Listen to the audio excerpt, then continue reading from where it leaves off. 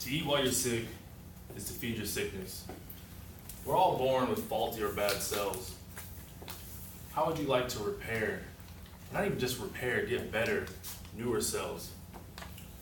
Well, this isn't stem cell research. It's actually easier than that. This can all be done through fasting. Fasting has been around for 1,000 years. And yes, it's the process of not eating for long periods of time.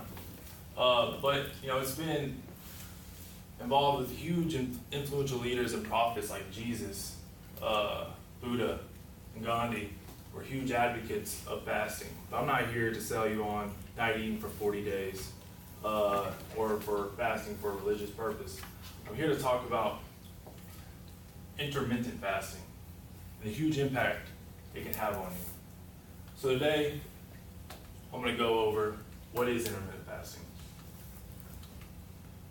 some key benefits, and drawbacks. So what is intermittent fasting? Well, what does intermittent mean? Something that happens in irregular intervals. So the key here is timing. So you want to aim for at least not eating for the first 16 hours of the day, at least. And then giving you an 8-hour window to eat. The goal is to not overeat when you do eat. For me personally, I don't eat for the first 20 hours out of the day, giving myself a 4-hour window to eat. Why would you starve yourself? Well, it's not really starving yourself, it's really starving that sickness. So let's get to the bread and butter, key benefits. And there's a lot of them, but I don't got time today to go over every single one of them. So I'm going to go over the two big ones. Weight loss. So there's a big misconception that fasting is a diet. It's not. Intermittent fasting tells you when you can eat, not what you can eat.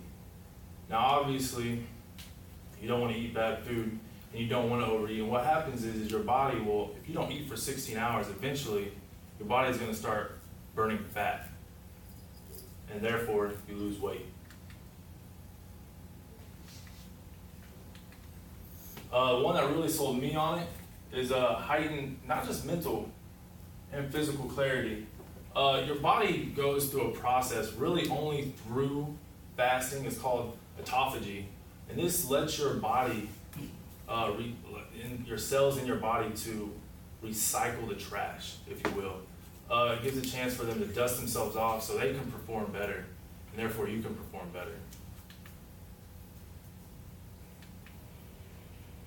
Now with everything, there's always drawbacks, but honestly, I had to really dig. 5 years ago, they would have told you fasting's horrible for you, but new studies have shown it's really impactful, but I still tried and found a few.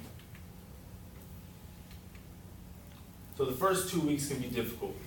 Change is always hard, especially with your body. Your body's very stubborn. Once it gets in a routine, it wants to keep that routine. But if you stick with it, your body will be better for it. And if you get to a place where you think you can't, think you can. Now this is really just a theory. Like I said, I really tried digging for stuff. It can be harder and even unhealthy for women. And this has really only been tested on female lab rats. They think it might have something to do with your guys' reproductive system. So that's something to be aware of. I know this class is mostly girls, so I kind of threw that out there. But you guys can do it.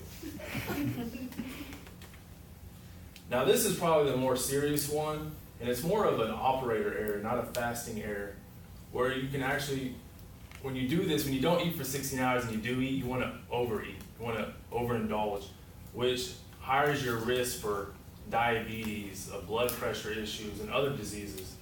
So you don't want to do that. Don't pull a homer. So it's all about being a healthier you at the end of the day. Before I come to an end, let me do that real quick.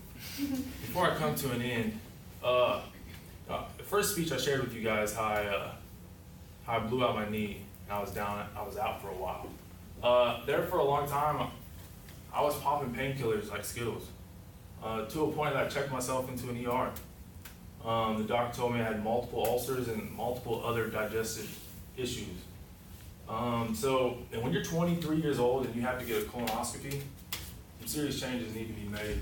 So I did. I found that with intermittent fasting. And fast forwarding to now, I don't have no ulcers, no digestive issues. I feel amazing. I feel great. Did some tests this past month. Doctor said I look good. And even if you don't have issues, it's really being proactive instead of reactive. Stay ahead of the curve.